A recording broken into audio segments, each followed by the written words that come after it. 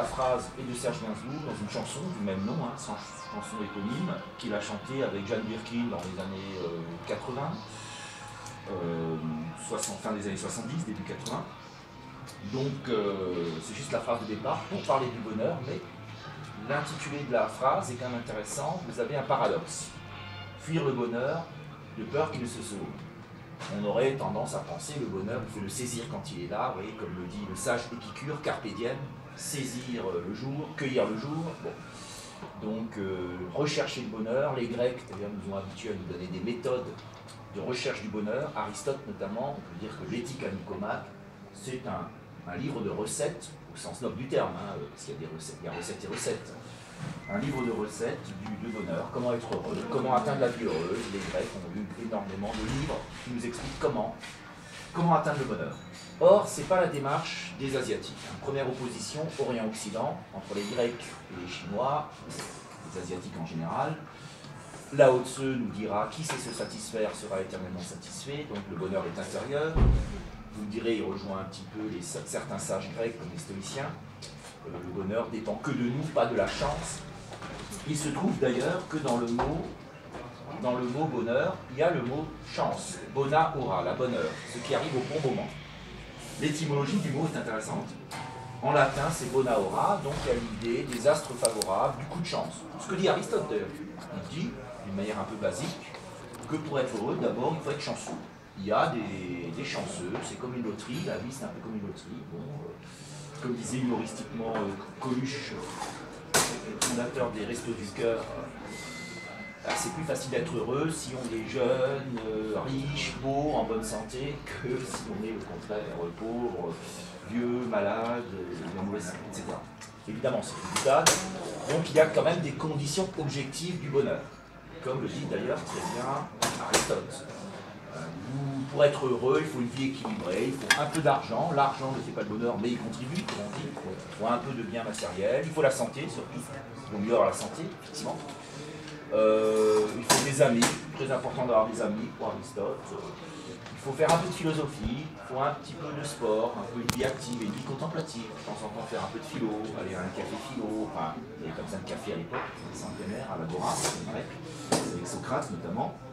Donc une vie équilibrée entre la vie intellectuelle, la vie amoureuse, la vie professionnelle, le sport, la sieste. Enfin, la nourriture. La nourriture, très importante pour les Grecs aussi. Ah oui, la diététique. D'ailleurs, Épicure parle de diététique du bonheur et ça passe beaucoup par l'alimentation. L'alimentation saine, évidemment, c'est quand même le début du bonheur. Comme le dit une fameuse pub de fromage, président, on va le citer. Le bonheur commence par bien manger. Bien manger, je dis du bonheur. Slogan alimentaire. Donc, vision plutôt extérieure du bonheur, dans le courant majoritaire en presse, vision plus intérieure du bonheur chez les Asiatiques, notamment chez Lao Tse, chez les Chinois, avec cette notion de wu wei, c'est-à-dire de non-agir. Le bonheur, puisque le bonheur, c'est quelque chose qui est lié aux astres, à la chance, ça sert à rien de courir après. Plus on court après, moins on va le trouver. Un peu ce que dit la phrase, hein, fuyons le bonheur, de peur qu'il se sauve. Peut-être que si on le cherche, le bonheur, on lui fait peur. C'est un peu comme, j'ai pris la métaphore de la biche dans la forêt, l'animal sauvage qu'on veut surprendre. Il est clair que si on veut absolument le voir, c'est le plus sûr moyen de ne pas le voir. C'est par hasard. Souvent, vous voyez du gibier en forêt en vous baladant.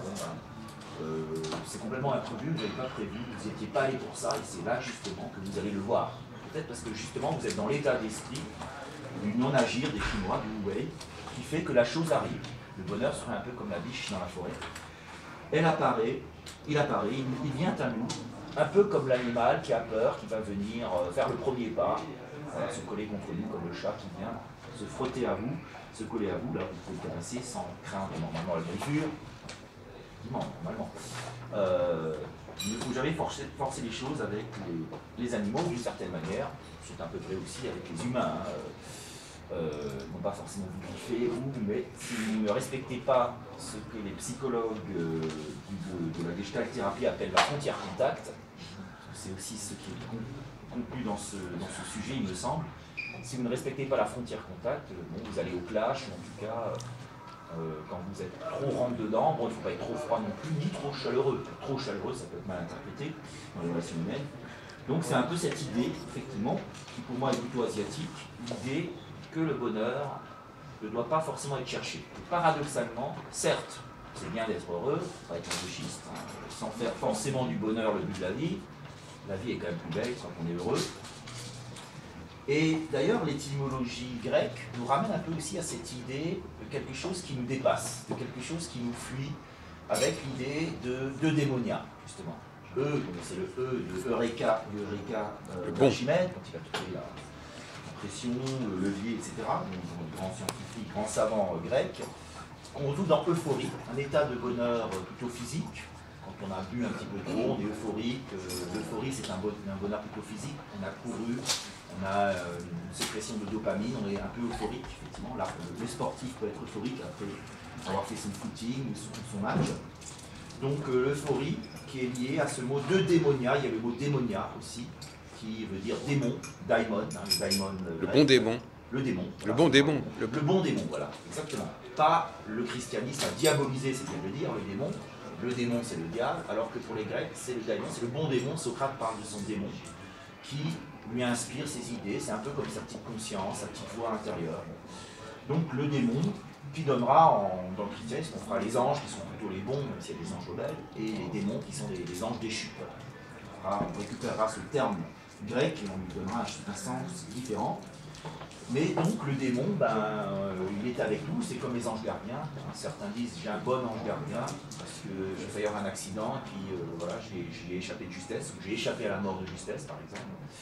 On va dire j'ai un bon ange gardien, puis d'autres malheureusement ils ont peut-être un ange gardien. Où était-il quand ils ont eu leur accident et qu'ils sont morts, les pauvres. Enfin bref, ça ne marche pas tout le temps.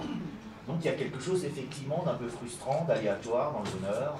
On n'a pas forcément l'impression que c'est toujours les meilleurs qui sont les plus heureux, et ça peut sembler injuste. Hein. Le méchant peut être heureux, le gentil peut être malheureux, mais heureusement parfois le gentil est heureux et le méchant est malheureux aussi. Bon, ça veut dire, il n'y a pas de coïncidence entre la morale et le bonheur. Bon. Kant, d'ailleurs, hein, le philosophe allemand Immanuel Kant, dit qu'il ne faut pas chercher le bonheur, il faut chercher à mériter être heureux. Bon. Qui est déjà un peu une sagesse, ça se rapproche un peu de la sagesse asiatique d'une certaine manière, de se dire il ne faut pas le chercher, parce que c'est le plus sûr moyen de ne pas le trouver. Vous voyez, même Kant, ça peut sembler étonnant d'associer Kant à Gainsbourg, c'est tout à fait la même. Bon, Kant est très austère, assez ascétique, Gainsbourg c'est un flambeur, hein. Il y avait les plaisirs, tous les plaisirs d'ailleurs, bon. L'alcool, la cigarette, le sexe, etc.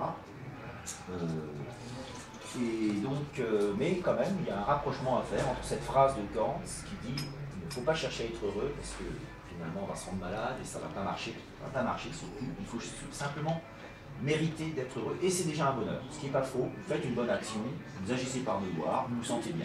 Bon, ça ne suffit pas pour faire une vie heureuse peut-être, parce qu'à un moment donné, le bon samaritain, il espère quand même avoir un peu de reconnaissance, un peu plus. Hein. Bien souvent on dit, bon, trop bon, trop con, hein. Je vous dis l'expression.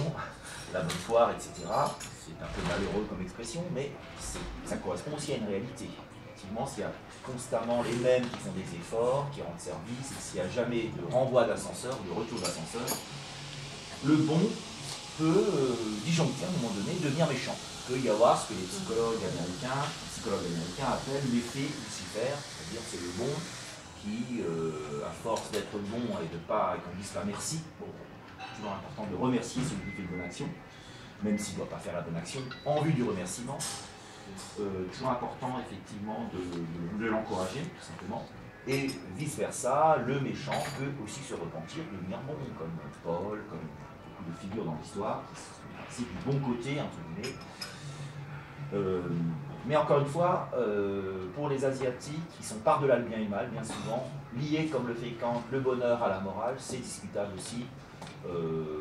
Les taoïstes ont une vision beaucoup plus basique des choses, si je puis dire, beaucoup plus naturaliste.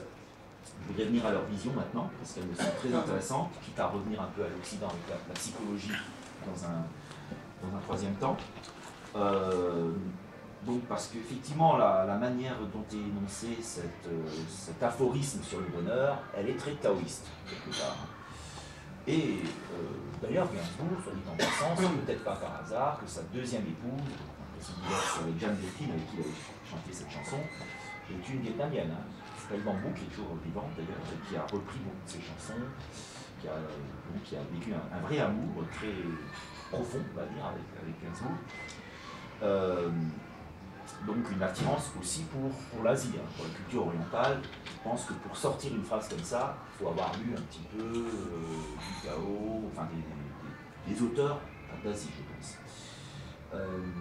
Et donc pour les taoïstes, pour les taoïstes, il faut être comme l'eau. La sagesse consiste à être un peu comme l'eau, c'est-à-dire s'adapter aux circonstances. L'homme heureux, c'est peut-être justement celui qui sera capable de s'adapter aux circonstances, d'être comme l'eau, qui prend toutes les formes, hein, qui est protéiforme. Voilà, vous la mettez, comme les liquides en général, hein, vous la mettez dans un verre, sur une bouteille, etc. L'eau est très puissante, alors malheureusement, quand il y a des inondations, on voit à quel point elle est puissante, elle détruit tout aussi. Elle est plus forte que le feu, hein, dans le combat entre le feu et l'eau, ce que rappelle Lao Tzu, c'est l'eau qui gagne. Le feu est plus spectaculaire, effectivement, il va très vite, hein, le feu est yang, l'eau est yin, mais le yin est plus fort. Le yin, c'est le féminin d'ailleurs. L'eau, le taoïsme fait l'éloge du féminin.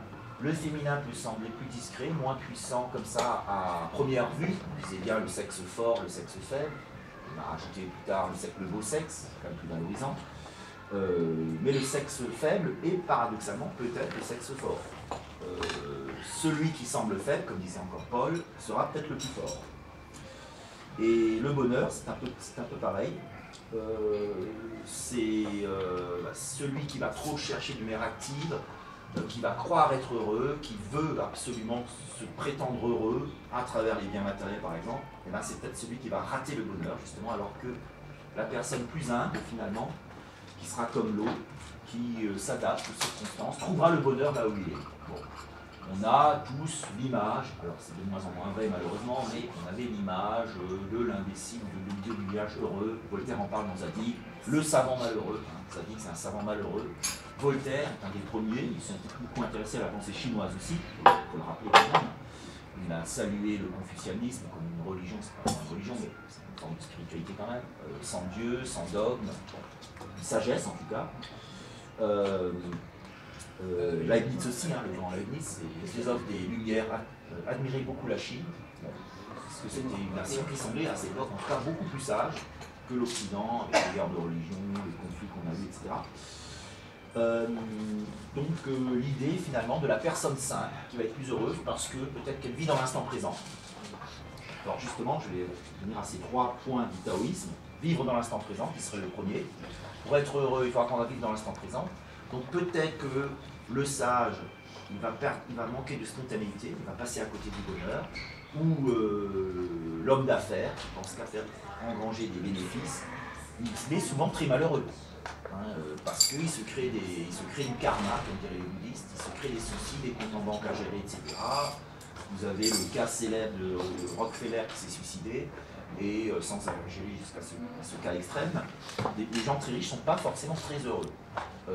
Évidemment, si vous êtes très très pauvre, il est difficile d'être heureux aussi.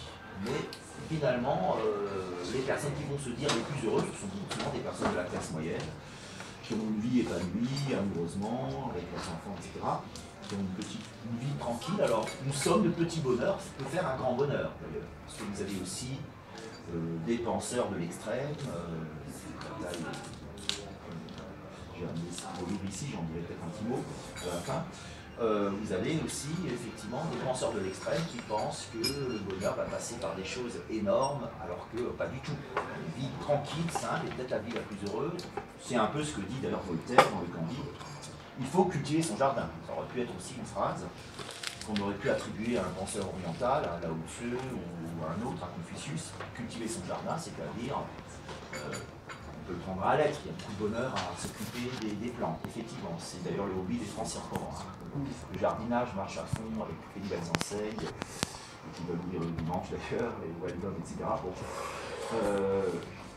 C'est à la mode le jardinage, mais Voltaire, évidemment, quand il dit qu'il faut créer son jardin, il veut dire, comme à la fin du Candide, vivre dans son petit coin, vivons cachés pour vivre heureux. Ça aussi, c'est très chinois d'une certaine manière, ou très asiatique. Et c'est pas faux, vivre tranquillement, ne pas être trop exposé à la lumière des médias. Là, c'est sûr que là, on va créer des jalousies, etc. Les stars, en général, ne sont pas heureuses. Elles passent leur temps à changer de compagnon ou de compagne. Elles ont énormément de problèmes.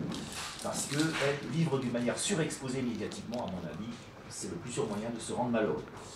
Donc, l'humilité, première, je dirais, première stratégie, puisque dans le taoïsme, on peut parler de stratégie du bonheur. Première des stratégies, l'humilité. Ne pas trop demander à la vie, se contenter d'assez peu, savoir mettre de côté son ego. C'est le premier point important pour être heureux. Les gens qui ont un ego surdimensionné sont forcément malheureux, je pense. On ne peut pas être heureux si on a un ego trop surdimensionné, parce qu'on trouvera toujours meilleur que soi, à un moment donné. On ne le supportera pas. C'est comme les gens qui ne supportent pas de voir des gens plus riches qu'eux. On en a beaucoup parlé dans les médias. Certain Nicolas Sarkozy qui serait envieux des gens plus riches que lui. Après Berlusconi, c'est pas mieux remarqué. Bon, c'est un peu la...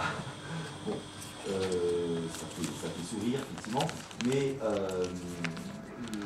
l'homme, quel qu'il soit, j'ai pris cet exemple, mais j'aurais pu prendre 36 autres exemples, la personne, l'être qui veut toujours plus, c'est ça le problème de l'ego, l'inflation de l'ego, c'est de vouloir toujours plus.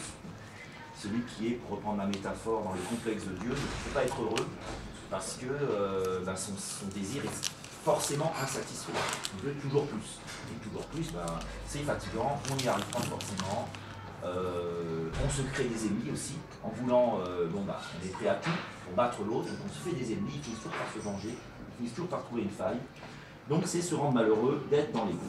Donc première stratégie, premier point pour la vie heureuse, pour essayer d'être heureux, pour justement ne pas faire fuir le bonheur. Donc vous voyez que là, il y a plutôt une stratégie défensive, je pense. Ne faisons pas fuir le bonheur.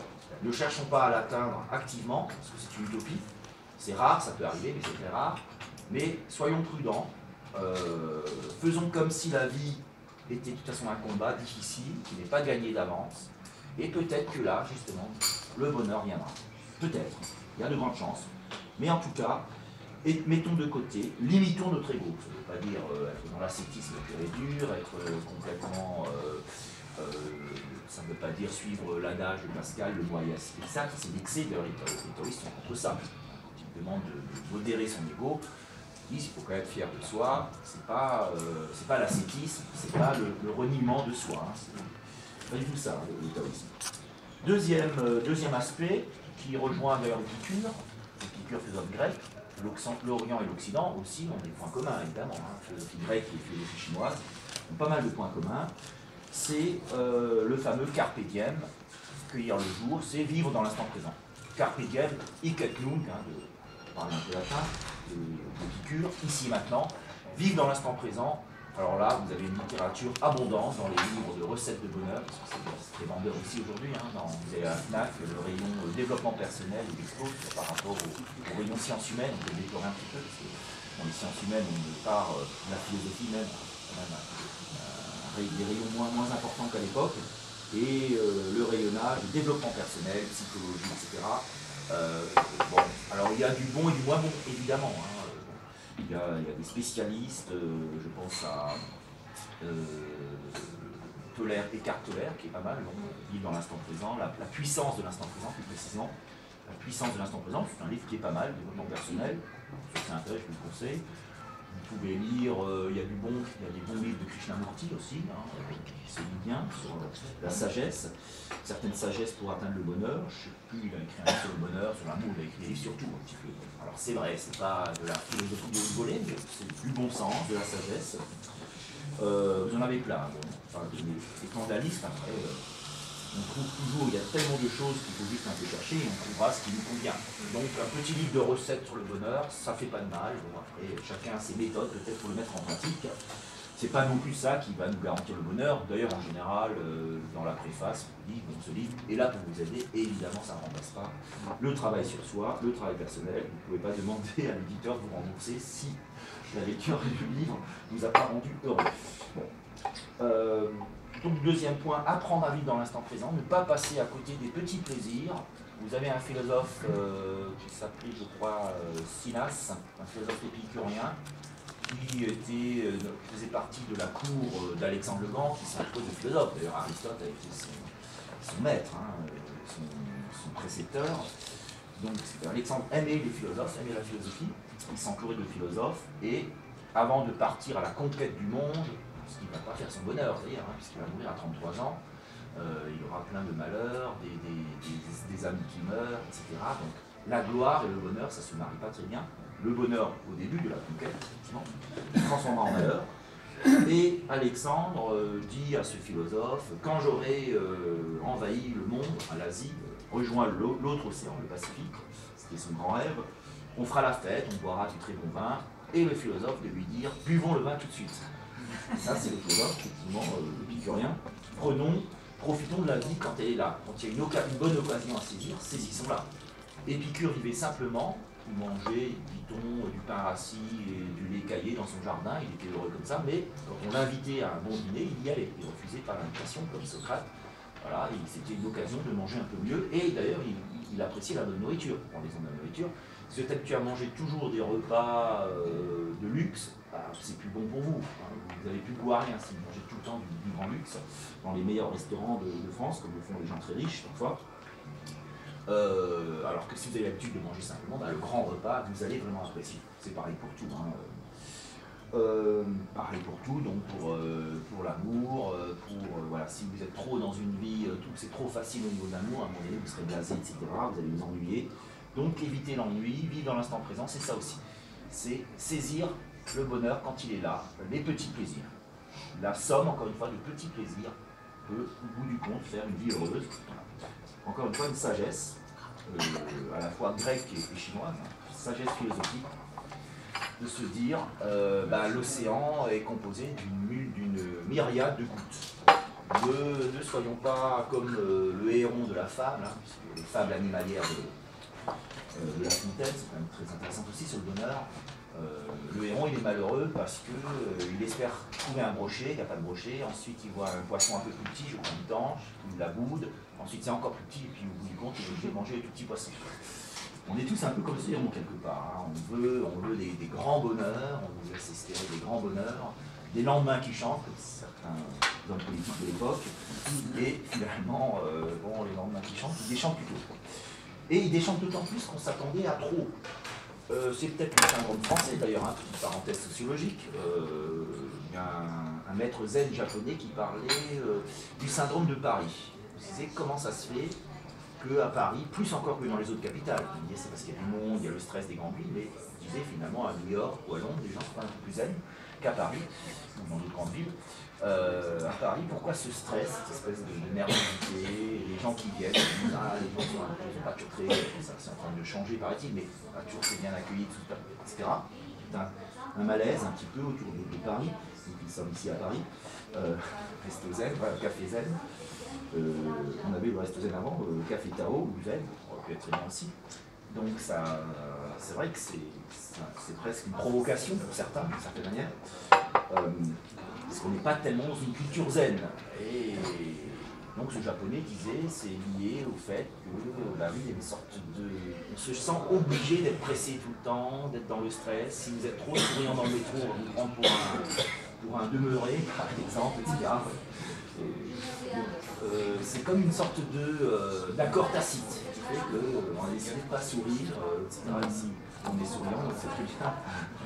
Mais c'est en train de changer quand même. C'est peut-être un cliché, c'était plus dans les années 80. C'était vraiment le cas, au moment où je suis arrivé d'ailleurs à Paris, de ma province, où j'étais toujours souriant, et puis on m'a dit tu viens de la province, là oui, il vient de souche. Le mot de souche est un peu dangereux en ce moment. Voilà. C'est vrai qu'il y a très peu de Parisiens qui sont des Parisiens de souche. Bon. Mais alors en même temps, les petits Parisiens, ils ont leur charme. Les râleurs, ça a aussi son charme, évidemment. Hein. En même temps, si vous creusez un peu, ils sont très généreux, ça peut être les meilleurs hommes du monde, hein, c'est le Graal tout le temps. Mais le français en général, c'est un peu le côté gaulois qu'on a gardé, il est râleur. Et il a tendance à voir toujours le verre à moitié vide plutôt qu'à moitié plein. On secrète un peu comme ça du pessimisme, alors que souvent quand il y a des étrangers qui viennent de pays moins favorisés, d'Afrique par exemple, et j'ai un ami africain qui est venu une fois à Paris, il m'a dit qu'est-ce qui s'est passé, il y a eu un attentat, il n'y avait pas eu d'attentat ce mois, c'était pas janvier de cette année. C'était bien avant, il n'avait rien eu, c'était rien passé de spécial, il a dit qu'est-ce qui se passe, il y a eu une catastrophe, alors J'ai dit, ben non, il y a rien, j'ai marché quoi. Il dit non, parce que j'étais dans le métro, tout le monde tire une tête d'enterrement. Chez nous, la vie est plus difficile et tout le monde sourit tout le temps. Je dis, bah ouais, c'est le paradoxe. Donc, d'ailleurs, dans des pays qui sont plus pauvres, on va dire, les gens, par la force des choses, sont des sages un petit peu, ils sont obligés d'une certaine manière de vivre dans l'instant présent. Ils vont trouver à manger, ils vont être heureux d'avoir trouvé à manger. On va aller à l'extrême. Et troisième point qui me semble essentiel aussi dans l'accès au bonheur, c'est effectivement la bienveillance. Ça c'est important, le bien, j'en ai déjà un peu parlé, faire le bien, la bienveillance pour autrui, pour éviter les affres, par exemple, de la mauvaise conscience ou de la culpabilité, tout simplement. De se sentir bien avec sa conscience, la paix de l'âme, très important pour les Asiatiques. Ils insistent beaucoup, là au-dessus, comme Confucius d'ailleurs, sur Mencius, qui est un disciple de Confucius, a écrit un très beau livre qui s'appelle « L'utilité d'être bon ». Alors ça, nous, occidentaux, ça nous choque un petit peu, mais oui, nous, on est conscients un petit peu, en Occident, on se dit il ne faut pas calculer, on doit être bon par devoir. Mais en fait, les Chinois ont cette raison, Confucius, Mencius en tout cas, dit il faut quand même, pour stimuler à la bonté, il faut quand même montrer aux gens que ça sert à quelque chose d'être bon. Quand on dit bon, alors pour nous ça sera parfois un petit peu juste de la politesse chinoise, certains diront même presque de l'hypophysie, le fameux sourire. Mais c'est important quand même, je parlais du sourire, de faire bonne figure, d'être bienveillant avec son prochain. Bienveillant, c'est pas forcément la sainteté, c'est pas ce que réclament les Chinois, les taoïstes. C'est peut-être trop demandé quelque part, c'est pas le bon samaritain non plus. La bienveillance, c'est simplement la gentillesse. Voilà. La gentillesse, après tout, depuis quelques années, on a la journée de la gentillesse en France, il était temps, parce que c'est une valeur qui revient à la mode, qui a été discréditée un petit peu à un moment donné. Bon, qui est de la gentillesse, bon, la gentillesse, il est bien gentil. Il est bien gentil, c'est-à-dire qu'il n'est pas très futé. Bon, ça, on n'oserait plus le dire, ça. C'est une expression, c'est pas une belle expression, mais qui est passée de mode, qui est ringarde. Dire la gentillesse, c'est très important. Donc c'est une bienveillance que les Asiatiques cultivent. On va rendre service, on est pressé, mais on ne va pas dire à la personne qui lui demande sa direction qu'on n'a pas le temps. On va lui sourire, lui expliquer comment y aller, qui peut-être à prendre un peu de retard, etc. Donc faire un effort pour aller vers l'autre. Et ça va créer des ondes positives. C'est tout bêtement ce qu'on appelle aussi la pensée positive. Finalement, c'est très simple à mettre en application. Et d'avoir un mot gentil. Voilà. En tant qu'enseignant, moi je fonctionne avec cette pédagogie que je dis humaniste, entre guillemets, de la bienveillance, d'encourager les personnes, ça marche beaucoup mieux. Si vous dites à quelqu'un qui va réussir, qui est sympa, etc., vous avez beaucoup plus de chances qu'il soit de bonne humeur et que ça marche que le contraire. Donc, ça peut sembler tout simple, mais effectivement, les Asiatiques sont quand même plus forts là-dedans que nous, occidentaux, il faut bien le dire. Avec ce sacro-saint esprit critique cartésien, il a fait beaucoup de dégâts aussi. Dire, il faut critiquer, c'est pour t'aider. Vous avez ce proverbe très discutable, qui aime bien châtie bien, c'est très très discutable, il me semble. Méfions-nous, les proverbes populaires, ils sont souvent faux. L'habit ne fait pas le moine, malheureusement, on peut le déplorer, souvent l'habit fait souvent le moine aussi, etc. Les proverbes populaires, on pourrait faire carrément une contre-proposition où c'est un peu ce qu'a tenté Flaubert, avec le dictionnaire des idées reçues. Il épingle pas mal de proverbes populaires aussi, qui sont vrais dans un certain contexte, mais qui sont loin d'être vrais toujours. Il faut se méfier de la sagesse populaire, du bon sens populaire parfois. C'est aussi ça la philosophie. Donc, et puis bien sûr, le taoïsme va aussi favoriser, c'est très important, la bonne santé à travers la diététique, on en a déjà parlé un petit peu, à travers des exercices, le sport, les arts martiaux, et même la sexualité, la sexologie taoïste. Il y a plein de moyens, effectivement, pour être plus heureux. Ça commence, c'est un mélange de bonheur. Le bonheur, c'est un mélange de bien-être physique, psychologique et spirituel. Il y a les trois niveaux de bonheur. C'est un peu ce que nous dit très concrètement Maslow, puisque je vais terminer plutôt par la psychologie occidentale, qui, d'ailleurs, soit dit en passant, la psychologie américaine, et je dirais même plus précisément californienne, qui s'est beaucoup inspirée de l'Asie. C'est peut-être ce qui manque dans la psychanalyse freudienne. Freud ne s'intéressait pas beaucoup à l'Orient, il trouvait même que c'était suspect de s'intéresser au bouddhisme, que lui il voulait rester un médecin, un neurologue, qui découvre effectivement, c'est son grand génie, la psychanalyse, mais il n'était pas très ouvert sur les cultures non européennes. Pour lui, ses repères sont gréco-romains et quand même judaïques, même s'il se dit athée, mais il a quand même des héritages bibliques, une vraie sagesse effectivement. Mais contrairement à Jung et à ses disciples, aux disciples de Jung, il ne va pas s'ouvrir tellement au bouddhisme. Jung va s'intéresser au bouddhisme, je ne vais pas rappeler précisément. Vous aurez Abraham Maslow aussi, qui va utiliser un peu le bouddhisme, la pensée positive du bouddhisme, qui retrouve dans le tantrisme, pour sa propre psychologie, avec cette fameuse pyramide, qui est la pyramide des besoins, mais qui est aussi la pyramide du bonheur, quelque part. On ne peut pas, si on donne une interprétation un peu plus large à la pyramide de Maslow, c'est une pyramide du bonheur. Pour Maslow, le bonheur dépend de beaucoup de choses. D'ailleurs, vous avez la phrase célèbre de Bossuet, reprise par le philosophe Alain Bossuet, qui était le confesseur de Louis XIV, qui disait « Le bonheur est composé de tellement de pièces qu'il en manque toujours ». Il veut dire Bossuet, et il est plein de sagesse aussi, Bossuet, en disant ça. Il dit que finalement, on ne peut jamais être complètement heureux, mais on peut être plus ou moins heureux. D'ailleurs, oui, on pourrait, voilà, quand il y a des enquêtes sur le bonheur, on vous demande est-ce que vous êtes très heureux, assez heureux, un peu heureux, pas très heureux, malheureux, etc. Différentes nuances. Donc on pourrait effectivement vouloir être totalement heureux, c'est une erreur. Bossuet, comme pour Lao Tzu, comme pour Gainsbourg, etc.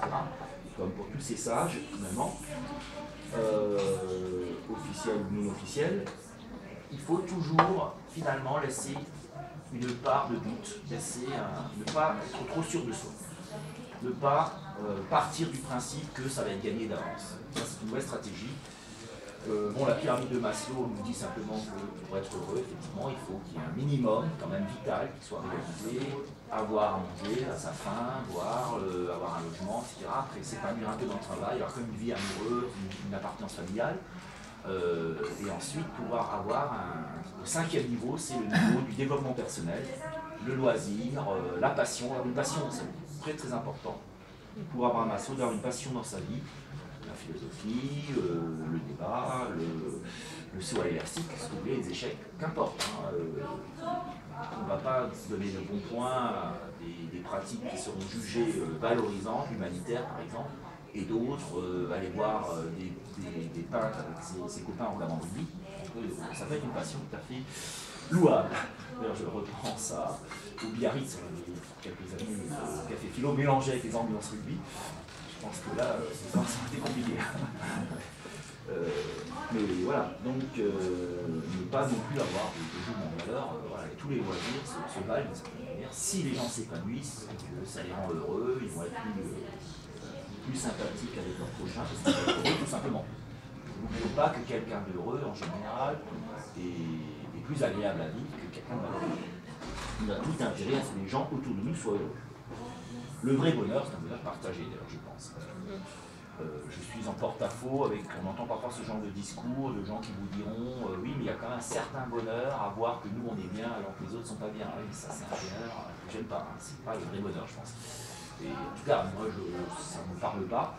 Alors je dis effectivement, là c'est ambigu.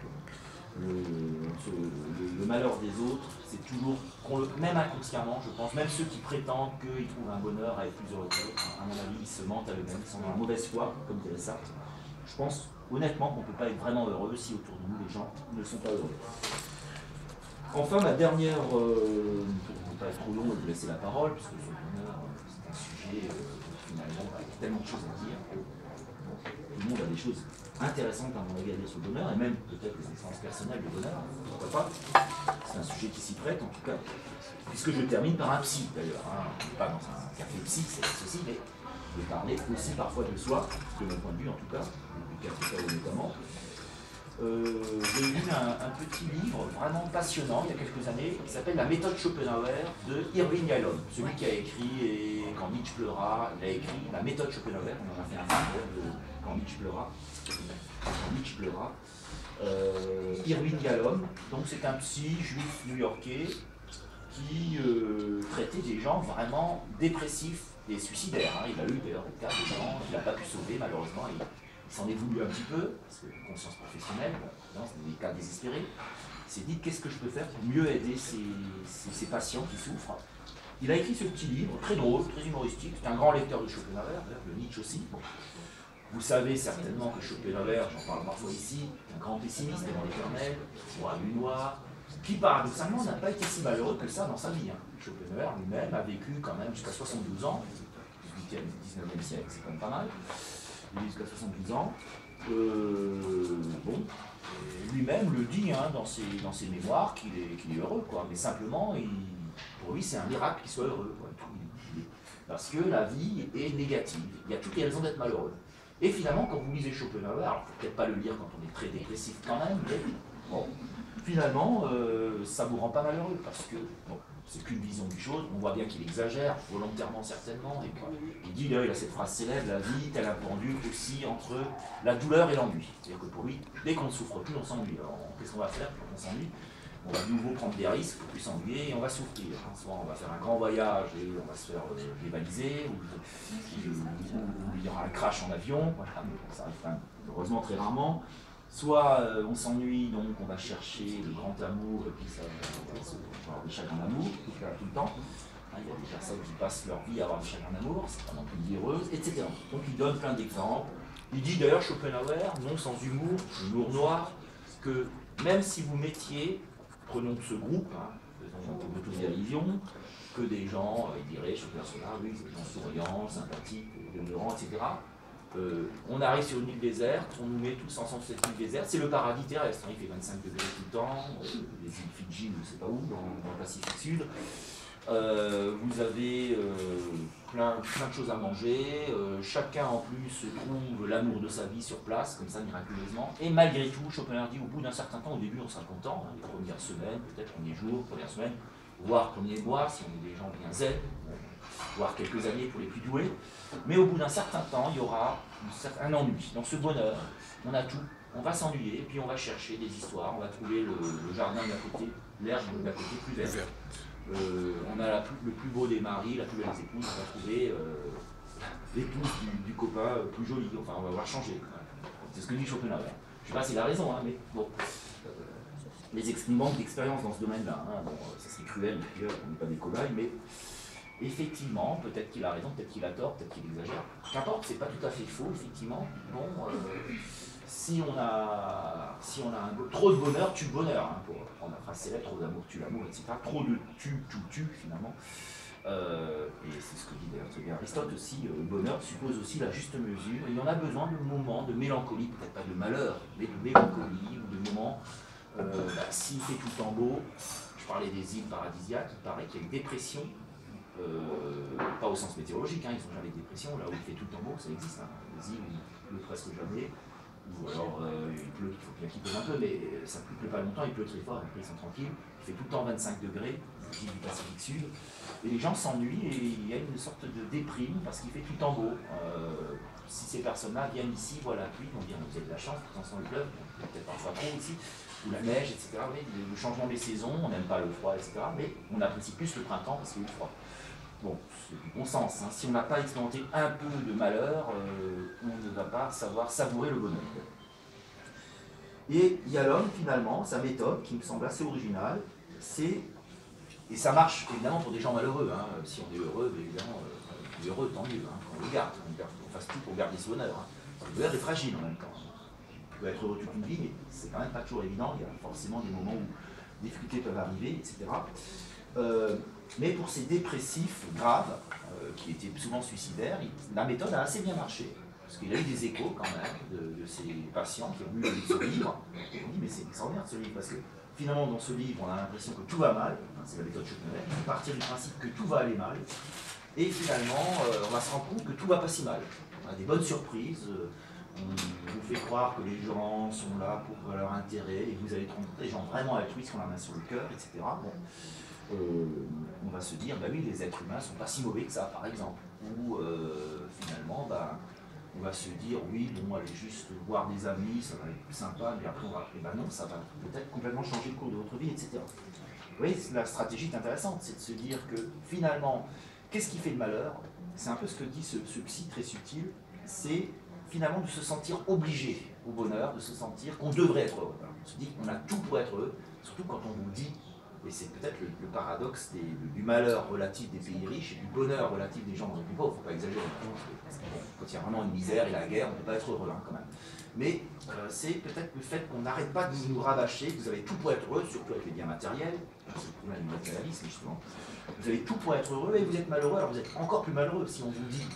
Si on ne vous dit pas trop que vous avez tout pour être heureux, bon, à la limite, c'est pas très grave, mais si on n'arrête pas de vous rabâcher, c'est un peu ce qu'on fait d'ailleurs, hein, tout pour être heureux, les médias, etc., on n'arrête pas de nous rabâcher, avec des pubs, on voit des gens heureux qui ont tout, et ça crée un stress en réalité, ça crée un stress énorme, parce qu'on se dit, mais je dois vraiment être le dernier des nuls quand même pour pas arriver à être heureux, alors qu'on nous culpabilise constamment. Alors on nous montre qu'on sent des scènes de guerre dans les médias, il faut bien nous informer certes, et on montre peut-être un peu trop, et vous voyez comment ils sont malheureux là-bas, et puis finalement on voit des gens qui mangent à peine et qui ont l'air heureux, je dis bien qui ont l'air, hein, c'est pas forcément heureux, ils sourient, et on se culpabilise encore plus, on se rend encore plus malheureux. Parce qu'on est sous pression, on se dit, on se culpabilise de ne pas être heureux. C'est d'ailleurs un philosophe, qui terminerait par cette référence, contemporain, un écrivain philosophe, que j'aime beaucoup, qui s'appelle Pascal Brunner, qui a écrit L'euphorie perpétuelle, c'est assez longtemps, c'est un très beau livre. Oui, il a aussi La tyrannie, voilà, il écrit des livres très très bien, La repentance, etc. Il y a plein de bouquins pas mal, je trouve, moi j'aime bien.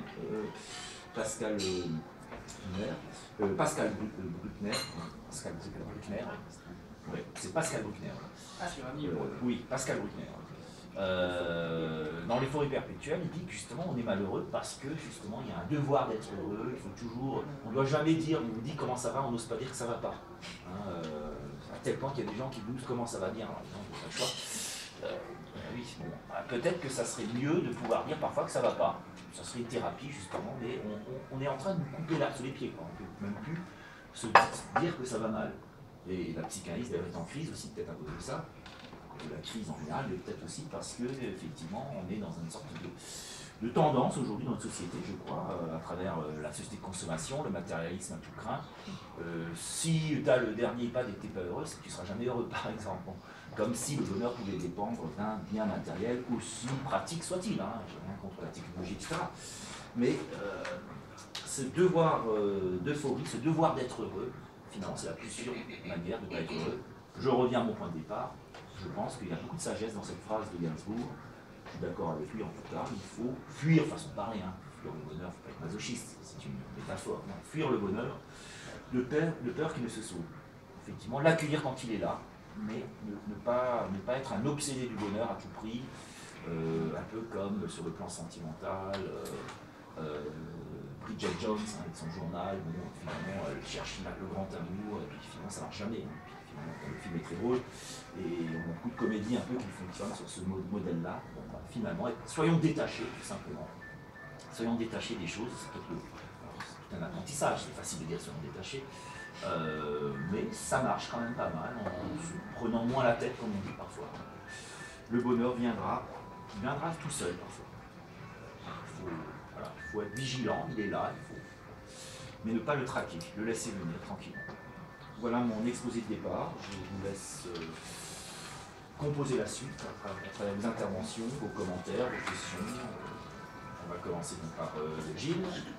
Oui, alors je trouve étonnant que pendant une heure tu parlais du bonheur sans parler du malheur. Je veux dire, c'est assez paradoxal. Oui, j'ai évoqué le mot malheur, mais je vais pas insister sur le malheur. J'entends bien le paradoxe, mais avant d'aborder le paradoxe, j'ai cherché ce que pouvait être